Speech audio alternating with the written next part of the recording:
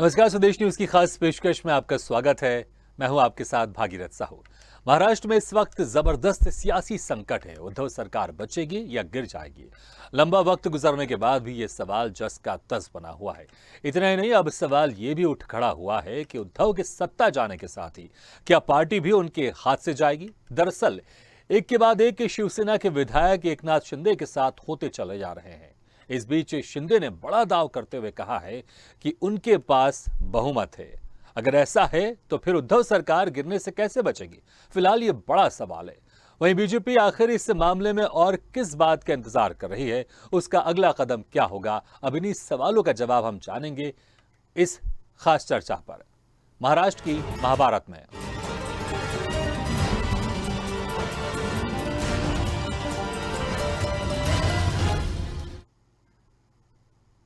इस वक्त देश की नजर महाराष्ट्र में चल रही सियासी उठापटक पर है। शिवसेना में एकनाथ शिंदे गुट की बगावत के बाद पार्टी साफ साफ दो धड़ों में बढ़ती दिख रही है। मुख्यमंत्री उद्धव ठाकरे पार्टी में विद्रोह से परेशान हैं और इस्तीफे की पेशकश कर चुके हैं। हालांकि शिवसेना के कई नेता अभी भी ये दावा कर रहे हैं कि सरकार नहीं गिरेगी, अघाड़ी सरकार चलती रहेगी, लेकिन ऐसा होना बड़ा मुश्किल है। दरअसल एक के बाद एक शिवसेना विधायक उद्धव ठाकरे का साथ छोड़ शिंदे के पास पहुंच रहे हैं। इतना ही नहीं, अब एक और विधायक गुवाहाटी पहुंचा है। इसके बाद शिंदे के साथ विधायकों की संख्या बढ़कर 45 के करीब पहुंच गई है। शिंदे का दावा है कि अब उनके पास 2/3 बहुमत है। उन्होंने कहा है कि लोकतंत्र में बहुमत महत्वपूर्ण है और ये उनके पास है। हालांकि इन सब के बावजूद उद्धव ठाकरे हार नहीं मान रहे हैं। उधर एनसीपी और कांग्रेस भी अघाड़ी सरकार को बचाने के लिए भरपूर कोशिशें कर रही हैं। आपको बता दें, सरकार में मची इस उथल पुथल के बीच बीजेपी ने अभी तक अपने पत्ते नहीं खोले हैं। बीजेपी की ओर से शिंदे और उनके गुट को लेकर कोई बात नहीं कही गई है।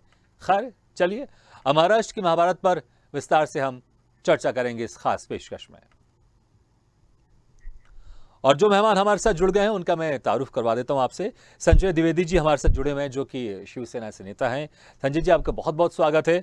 और डॉक्टर सत्यप्रकाश शर्मा जी हमारे साथ जुड़े हुए हैं, राजनीतिक विश्लेषक। डॉक्टर सत्यप्रकाश शर्मा जी, आपका बहुत बहुत स्वागत है। और नारायण पाटिल जी भी हमारे साथ जुड़े हुए हैं, जो कि स्टेट हेड महाराष्ट्र हैं। नारायण जी, आपका भी स्वागत है। और हमारे साथ अजय प्रताप सिंह यादव भी बहुत जल्द जुड़ेंगे, जो कि बीजेपी नेता हैं। सबसे पहले संजय द्विवेदी जी, आपसे जानना चाहूंगा, इतने दिनों से जो उठापटक चल रही है, अभी भी ये चीज समझ में नहीं आ पा रही जनता को कि आखिर क्या हो रहा है महाराष्ट्र में। आप शिवसेना के नेता है, मैं आपसे जानना चाहूंगा कि क्या सरकार बचने वाली है, या सरकार मान के चलिए, क्योंकि जिस तरह से मातोश्री पहुंच गए उद्धव ठाकरे सीएम हाउस छोड़कर, क्योंकि ऐसा माना जा रहा है कि उन्होंने सरेंडर कर दिया, क्योंकि अब 45 से ज्यादा विधायक शिंदे गुट में पहुंच गए। क्या होने वाला है, आपसे जानना चाहूंगा, क्या सरकार बच रही है या गिर चुकी है और बहुत जल्द उद्धव ठाकरे इस्तीफा देने वाले हैं? सरकार ना गिरेगी, ना उद्धव ठाकरे इस्तीफा देंगे। सरकार अपना कार्यकाल पूरा करेगी, इसके बाद दोबारा सरकार बनेगी। जो भारतीय जनता पार्टी घृणित मानसिकता है, जो सोच है कि जहां इनकी सरकार नहीं है, जो पहले था कि सब भंग हो जाती थी, अब इनकी मानसिकता ये था जहां सरकार नहीं है वहां सरकार कब्जा करो। ईस्ट इंडिया कंपनी जो है ये बनाना चाह रहे हैं। ईस्ट इंडिया कंपनी के माध्यम से आज हमारे अडानी जी हैं, 2014 में उनकी क्या पोजीशन थी, आज इसके 5वें नंबर पे बन गए। कैसे बन गए, मैं तो पूछ रहा हूँ ना माननीय प्रधानमंत्री जी से। नहीं, लेकिन आप प्रधानमंत्री से आप पूछ रहे हैं। हालांकि देखिए, हमारा जो विषय अभी अडानी नहीं है, लेकिन मैं आपसे जरूर पूछूंगा कि आपके जो अडानी नहीं दिया मैं ना भागीरथ जी, नहीं, लेकिन मेरा एक सवाल इसमें मैं जोड़ लेता हूं। मैं एक सवाल जोड़ लेता हूं। देखिए, 56 विधायक है आपके पास, 56 में से 45 विधायक एकनाथ शिंदे के गुट के साथ वो दावा कर रहे हैं। तो मुझे आप बताइए कि आप जिस तरह से आरोप लगा रहे हैं बीजेपी पर, अगर आपके विधायक ही नहीं संभल रहे हैं आपसे और 2/3 से ज्यादा विधायक संभलेंगे, जब एक अजगर बैठा हो देश में जो निगलना चाह रहा हो सब मछलियों को, तो अजगर के सामने कौन टिकेगा। लेकिन हाँ, ये मैं विश्वास दिलाता हूँ, सरकार नहीं गिरेगी। ये तीसरा अटेम्प्ट इनका है, कुछ नहीं होगा, ये मैं बता दूंगा आपसे। किसी के सोचने से, अगर भगवान ने शक्ति किसी को नहीं दी कि मैं सोचूं कि आपका बुरा हो जाए भागीरथ जी का, तो नहीं हो सकता बुरा। तो भगवान ने ये शक्ति अपने पास रखी है सिर्फ। उस शक्ति का मैं उसी शक्ति के बारे में बता रहा हूँ। ये चाहे कितनों जोर लगा लें, कुछ भी कर लें, सरकार नहीं जाएगी, मुख्यमंत्री आदित्य ठाकरे रहेंगे, महाविकास वाली सरकार चलेगी, ये उनको निश्चित है। जी नारायण पाटिल जी, अभी जिस तरह की स्थिति वहां पर है और जिस तरह से शिवसेना के नेता दावा कर रहे हैं कि सरकार नहीं गिरेगी, लेकिन आंकड़े तो नहीं दिखाई दे रहे हैं शिवसेना के पास, महाविकास आघाड़ी के पास, तो किस तरह से फिर ये दावा कर रहे हैं? आप बताइए जमीन हकीकत क्या है अभी वहां पर। नारायण पाटिल जी, शिवसेना नेता महाविकास आघाड़ी सरकार के मंत्री एकनाथ शिंदे ने करीब 40 विधायकों से ज्यादा बगावत कर दिया है। शिंदे के विद्रोह के कारण महाविकास आघाड़ी अल्पमत में है अभी। इस तरह शिवसेना अब विद्रोह को दबाने के लिए कानून का सहारा ले रही है। शिवसेना ने 17 विधायक का पद रद्द करने की मांग की है, इसलिए शिंदे ने 17 विधायक को अयोग्य ठहराने की वाली याचिका सुनवाई होगी। क्या दलील क्या दे रहे हैं? जो 17 विधायकों को अयोग्य ठहराने की बात कर रहे हैं, इसके पीछे क्या वजह बता रहे हैं और दलील क्या दे रहे हैं? अभी शिवसेना के इन्होंने कहा है कि जो मीटिंग के लिए ये मौजूद नहीं थे और इसका ये रीजन दे रहे हैं, और विधायक ने जो है विद्रोह किया है, इसलिए कल विधानसभा के उपाध्यक्ष जो शिवसेना की तरफ से उनको नोटिस की जारी कर दिया है। इस बीच अपने ग्रुप लीडर को बदल नहीं दिया है। वाकई इन विधायक को सस्पेंड किया जा सकता है, ऐसा सवाल किया जा रहा है। इसलिए यदि विधायक को निलंबित किया जाता है तो शिंदे के अदालत में चलने की संभावना है। कोर्ट इस संबंध में कुछ फैसले भी दिए गए हैं। शिवसेना ने शुरू में 12 विधायकों को निलंबित करने की मांग की थी। इसके बाद 5 और विधायक के नाम जुड़ गए हैं। यदि कोई दल कोई चुनाव लड़ रहा है तो चुनाव आयोग द्वारा उस दल को एक चिन्ह दिया जाता है। इतना ही नहीं, पार्टी को चुनाव के लिए एक संयुक्त समूह के रूप में मान्यता प्राप्त है। विधानसभा चुनाव के निर्वाचित होने वाली पार्टी को अपने विधायक में से विधायक दल नेता चुनाव करना होता है। समूह का नेता फिर विधानसभा नियमों के अनुसार अपने समूह को पंजीकृत करता है। उसके बाद पार्टी विधायक तो नारायण पाटिल जी, अभी जो 2/3 बहुमत एकनाथ शिंदे के पास है, तो कहीं ऐसा ना हो कि विधायक दल के जो नेता है अब एकनाथ शिंदे को चुन ले जाए, फिर वो सारे आधिकारिक तौर पर वो काम करेंगे? वो जरूर वो ये एक तरफ यही शिवसेना की तरफ से हो रहा है, दूसरी तरफ एकनाथ शिंदे की तरफ से भी अभी विधानसभा उपाध्यक्ष को लेटर भेज दिया है। उन्होंने अपना खुद का नेता चुना है और इस बारे में उन्होंने विधानसभा अध्यक्ष को पत्र भी लिख दिया है कि उन्होंने यही साफ कह दिया है कि हमारे ज्यादा विधायक है और जो गठ नेता है ये विधायक चुनते हैं, इसलिए हमारा दावा ज्यादा है, ऐसा इतना नहीं। तो आपसे मैं क्लियर करना चाहूंगा, क्या जो गुवाहाटी में सभी विधायक उन्होंने कोई लेटर भेजा है विधानसभा में, विधानसभा अध्यक्ष को, कि अब हमारे जो शिवसेना के जो नेता हैं, विधायक दल के जो नेता है वो एकनाथ शिंदे, इस तरह का कोई लेटर भेज दिया गया अभी तक? ये जानना चाहूंगा आपसे।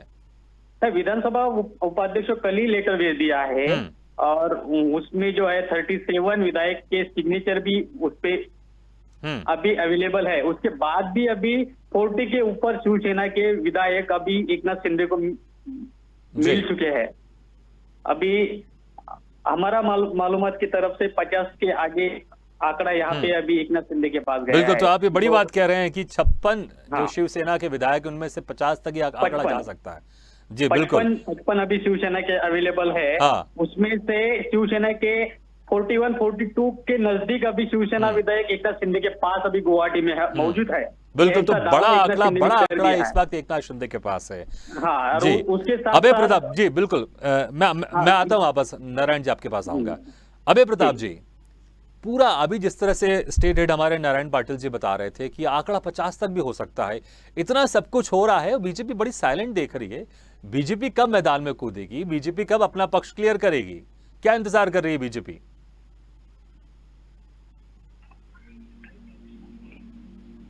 अभय प्रताप जी, आपको हमारी आवाज सुनाई दे रही है? हेलो, हाँ अभय जी, आपको हमारी आवाज सुनाई दे रही है? आपको अभय जी, इतना बड़ा सियासी उठापटक हो रहा है महाराष्ट्र में। एकनाथ शिंदे के पास वो खुद 45 का दावा कर रहे हैं, जो स्टेट हेड है नारायण पाटिल वो ये कह रहे हैं कि 50 तक भी आंकड़ा जा सकता है। इतना सब कुछ हो रहा है और बीजेपी बिल्कुल साइलेंट मोड में बैठी हुई है। बीजेपी कब खुलकर सामने आने वाली है? इसमें भारतीय जनता पार्टी का कोई रोल नहीं है। वहाँ की परिस्थितियाँ बनी है, वो आप सबने अभी आपने सुनाई है कि दूसरे वक्ताओं ने रखी है बात। भारतीय जनता पार्टी तो पहले भी सरकार बनाने के पक्ष में थी, और जो उन्होंने जो वैचारिक मतभेद वाले दल से उन्होंने सरकार बनाई, उसका परिणाम है। क्योंकि कहीं ना कहीं जो विधायक दल है वो जैसे कह रहे थे कि फोन बंद आते थे, मिलना मुश्किल था, तो सब कई कारण वहाँ सरकार के गिरने के। भारतीय जनता पार्टी का इसमें कोई रोल है ही नहीं, लेकिन शिवसेना के नेता जो हमारे साथ जुड़े हुए हैं संजय द्विवेदी जी, वो तो सीधे कह रहे हैं कि बीजेपी खरीद फरोख्त कर रही है। ये अभी आरोप इसलिए लगा रहे हैं क्योंकि ये संभाल नहीं पाए हैं विधायक दलों को। 50-52 की संख्या बहुत बड़ी संख्या होती है, इतने संख्या में विधायक दल जो है में चले गए, तो इसको भारतीय जनता पार्टी इसलिए भी चाह रही है कि भारतीय जनता पार्टी को इससे कोई लेना देना ही नहीं है।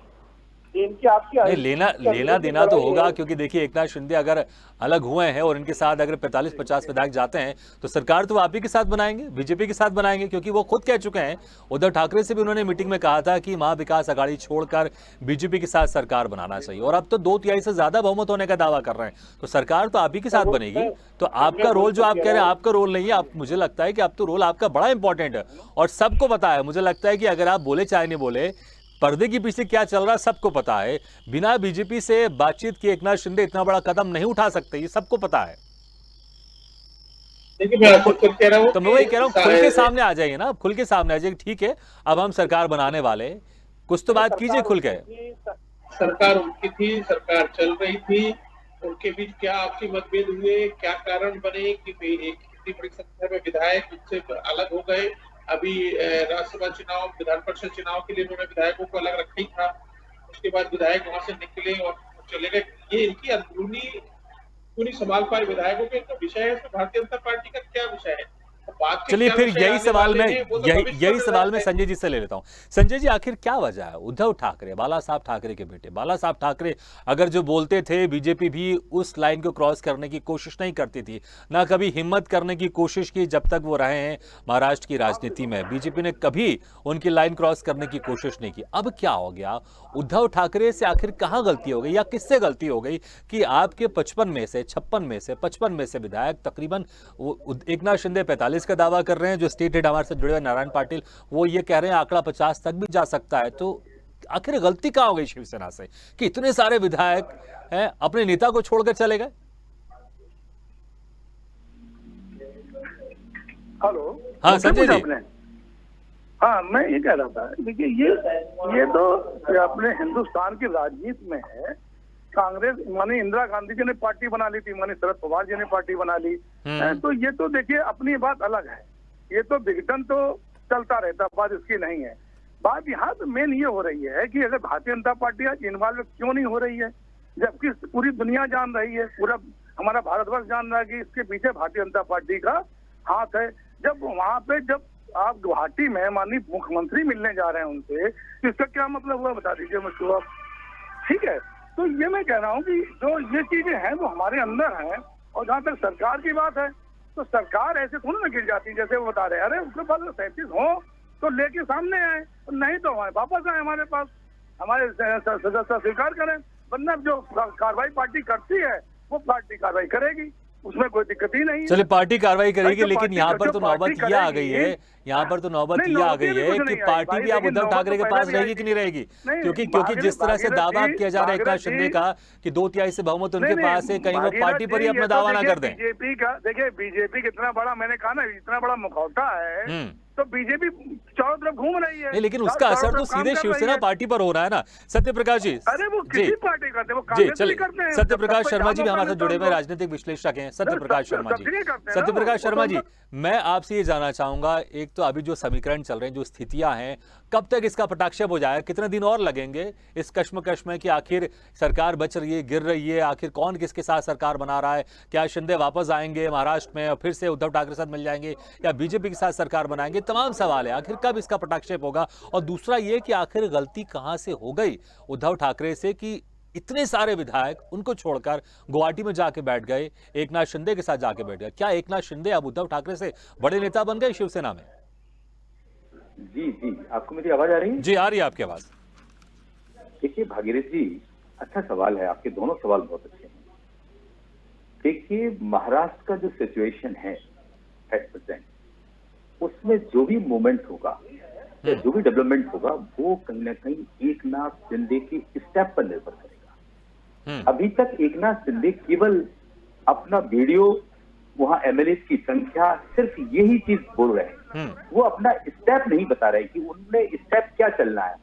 भले ही उन्होंने उद्धव ठाकरे से बातचीत करके ये डिसाइड किया है कि आप बीजेपी के साथ सरकार बनाए, सिर्फ एक चीज सामने आई है, लेकिन अगला स्टेप क्या होगा? क्या वो फ्लोर टेस्ट के लिए यहाँ तैयार होंगे या मुंबई लौटेंगे, या बीजेपी का इन्वॉल्वमेंट तो आपको दिखता है कि बीजेपी महाराष्ट्र के एमएलए सूरत जाते हैं, वहां के एमएलए उनका इस्तकबाल करते हैं। उसके बाद नियर बाय था स्टेट, तो इसके बाद उनको आसाम शिफ्ट किया जाता है। वहां भी भाजपा के एमएलए या दूसरे लीडर उनके साथ दिखाई देते हैं। क्या ये भाजपा का इन्वॉल्वमेंट नहीं दिखता?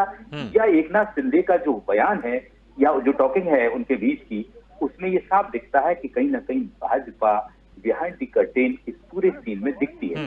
दूसरा सवाल आपका बहुत महत्वपूर्ण है। देखिए, बाला साहब ठाकरे ने जब इस पार्टी को बनाया, उनकी ताकत उनके सैनिक थे।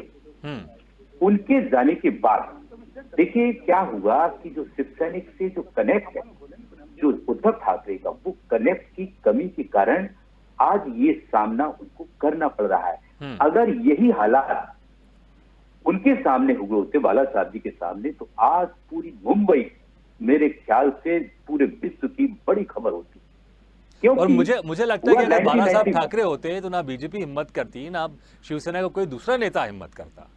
जी जी, देखिए मैं आपको बताऊं, बाला साहब ने ना तो पार्टी कभी सरकार में आए, हाँ, ना कभी सरकार मुख्यमंत्री बने। उन्होंने सिर्फ और सिर्फ अपने मोहरे बिठाए, यानी कि वो किंग मेकर की भूमिका पर रहे और उन्होंने पूरी ताकत सिर्फ सैनिक की मजबूती यानी अपनी कनेक्टिविटी को बनाए रखा।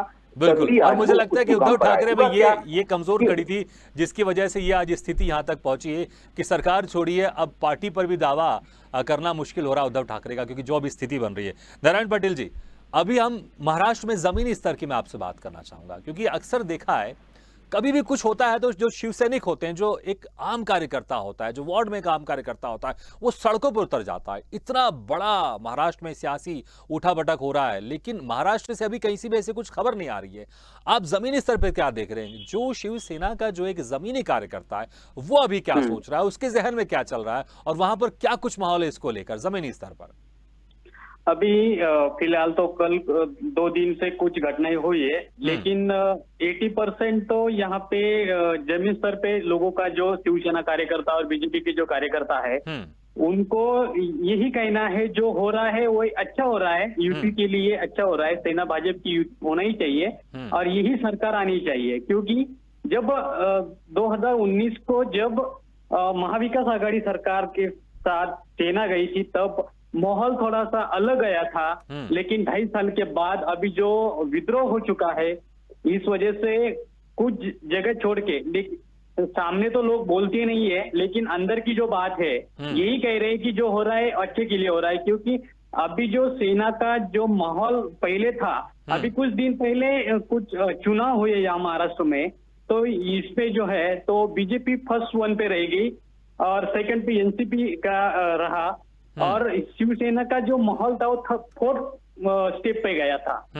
इस वजह से जो है कि आने वाले जो चुनाव है, जिसे निगम के चुनाव होंगे, झड़पी के होंगे, उसमें जो है शिवसेना जो लोकल के कार्यकर्ता जो है, उनके मन में थोड़ा सा डर बैठ गया था कि हमारा कुछ सच्चा नहीं है, इसलिए बीजेपी के साथ जाना ये सही रहेगा, यही लोगों का कहना था।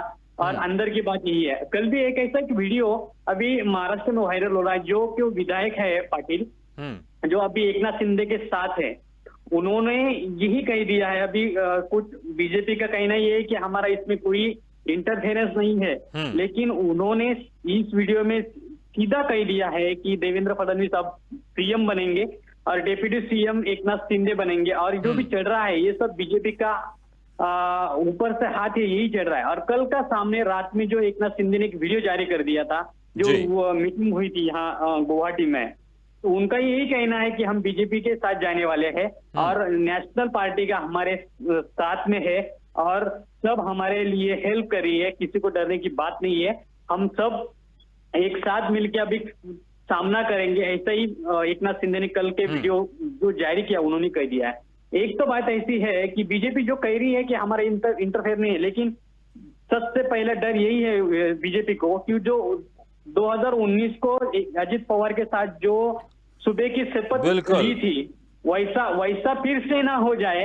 हाँ। इसीलिए बीजेपी इसलिए फूक कर कदम रख रही है, इसलिए भी खुलकर सामने नहीं आ रही है बीजेपी, अभी अपने पत्ते नहीं खोल रही। जी बिल्कुल, जब तक पूरा कानूनी मामला क्लियर नहीं होता, जब प्रोसेस तब तक वो खुलकर मैदान में सामने बीजेपी सामने बिल्कुल, नहीं आएगी। बिल्कुल नारायण जी, यही है अंदर की बात है। बिल्कुल। संजय जी, संजय देखिए, अभी हम जिक्र कर रहे थे, राजनीतिक विश्लेषक सत्य प्रकाश जी से भी हम बातचीत कर रहे थे, जिक्र कर रहे थे बाला साहब ठाकरे जी का।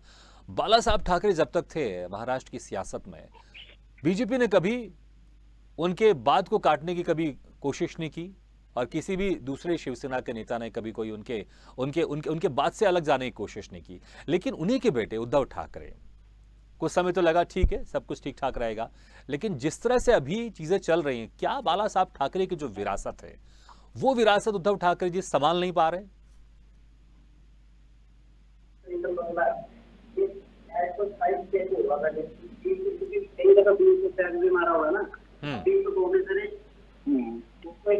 मेजर कर लेंगे, मेजर कर देंगे। संजय जी, आपको हमारी आवाज आ रही है? जी जी आ रही है जी संजय जी, मैं आपसे यही कह रहा हूं कि बाला साहब ठाकरे जब तक के महाराष्ट्र की राजनीति में थे, जब तक कि बीजेपी ने ना बड़ा भाई बनने की कोशिश की, ना उनके बात को काटने की कोशिश की। वो जैसा बोलते थे महाराष्ट्र में सब कुछ ठीक उन्हीं के हिसाब से चलता था, और किसी शिवसेना के दूसरे नेता की भी हिम्मत नहीं है कि कोई बाला साहब ठाकरे के अगेंस्ट चले जाए। लेकिन उन्हीं के बेटे उद्धव ठाकरे, आखिर क्या वजह रही, कहाँ कमी रह गई कि उनकी जो लेगेसी है, उनकी जो विरासत है वो संभाल नहीं पा रहे हैं वो? नहीं, अब मेरी बात सुनिए ना सर, आप तो असल में उद्धव ठाकरे बुराई करने में लग जाते हैं, पूरी मीडिया जो नहीं, बुराई नहीं, मैं तो जो है वो बता रहा हूँ। मैं विधायक, आपके विधायक आगे गुवाहाटी में बैठे, मैं बुराई नहीं कर रहा, मैं तो आपसे पूछ रहा हूँ सर। अब भैया जी अब सुन तो लीजिए, माननीय छगन भुजबल जी पार्टी से अलग हुए थे, माननीय नारायण राणे जी जिनको मुख्यमंत्री माननीय बाला साहब ने बनाया था वो पार्टी से अलग हुए थे। तो ये जो इस तरह के जो लोग हैं ये तो हर पार्टी में है ना, ऐसा थोड़ी ना है। अभी चुनाव यहाँ हुआ यूपी में, अब इनके बहुत से मंत्री निकल के चले गए जो इनके पास आए थे। पश्चिम बंगाल में अब लोग निकल के बाहर जा रहे हैं, तो इसको करेक्टर तो मतलब ही नहीं ना भाई। हम तो शिवसैनिक कहते हैं, जो शिवसैनिक है वो कहीं नहीं जा सकता है। लेकिन कुछ लोगों का जो है वो मन बदलता है, तो मन बदलता तो भाई ठीक है। अगर आप सरकार बनाना चाहते हो, भारतीय जनता पार्टी उनको सम्मान देकर सरकार बनाना चाह रही, राष्ट्रपति बनाना चाह रही, तो हम मना थोड़ा ना कर रहे हैं उसको। चलिए तो वो 37 विधायक संजय जी, एक लास्ट कमेंट बस मैं अभय प्रताप जी से ले लेता हूँ। अभय प्रताप जी, कब बीजेपी खुलकर सामने आएगी? बीजेपी क्या इंतजार कर रही है? सर एक चीज और मैं पूछ रहा हूँ, एक चीज और मैं कह रहा हूँ, एक चीज मुझे और समय बहुत कम है, 10 सेकंड में प्लीज बात कंप्लीट कीजिए। मैं एक चीज अटल बिहारी, उस समय दौर था अटल बिहारी वाजपेयी, प्रमोद महाजन जी का, इस समय दौर है माननीय मोदी जी का और माननीय अमित शाह जी का। बस दोनों में ये भी अंतर है सर इस देश में। चलिए, और ये भी अंतर है कि अभी उनके विचार अलग थे, इनके विचार अलग हैं। बस इतना समझ लीजिए। ठीक है अभय प्रताप जी, 20 सेकंड में अपने मेरे सवाल का जवाब दीजिएगा। बीजेपी किसका इंतजार करे? बीजेपी कब खुलकर सामने आएगी? भारतीय जनता पार्टी ने बाला जी का हार्दिक सम्मान किया है, और मैं आपसे कहता हूँ कि भारतीय जनता पार्टी का इसमें कोई रोल नहीं है। भारतीय जनता पार्टी समय के भूमिका होगी उसमें। अभी तो इनका भी मामला है। चलिए ठीक है, बहुत बहुत धन्यवाद आप सभी मेहमानों का हमारे साथ जुड़ने के लिए। अभय प्रताप जी आपका बहुत बहुत धन्यवाद, संजय द्विवेदी जी, डॉक्टर सत्यप्रकाश शर्मा जी और नारायण पाटिल जी, आप सभी मेहमानों का बहुत बहुत शुक्रिया। तो जिस तरह से अभी महाराष्ट्र में महाभारत चल रही है और सियासी उठापटक बहुत हो रहा है, अभी भी चीजें क्लियर नहीं हो रही कि आखिर क्या होने वाला है। एक तरफ जो विधायकों का जाने का सिलसिला गुवाहाटी एक के बाद एक बढ़ता जा रहा है, और एकनाथ शिंदे की जो ताकत है और मजबूत होती जा रही है। अभी ऐसी खबर सामने आ रही है कि 45 तक विधायक है। हमारे साथ जो स्टेट हेड नारायण पाटिल जुड़े हुए थे, उन्होंने कहा कि यह आंकड़ा 50 तक भी जा सकता है, और 2/3 बहुमत से अगर ज्यादा होता है तो दल बदल कानून भी नहीं लगेगा। लेकिन यह तय है कि अभी भी महाभारत जारी है महाराष्ट्र में, और देखना होगा इसका पटाक्षेप कब होता है और कौन इसमें जीत दर्ज करता है। इसी के साथ हमारी इस खास पेशकश में फिलहाल इतना है, लेकिन खबरों का सिलसिला लगातार जारी। आप देखते रहिए स्वदेश न्यूज, सबसे पहले देश।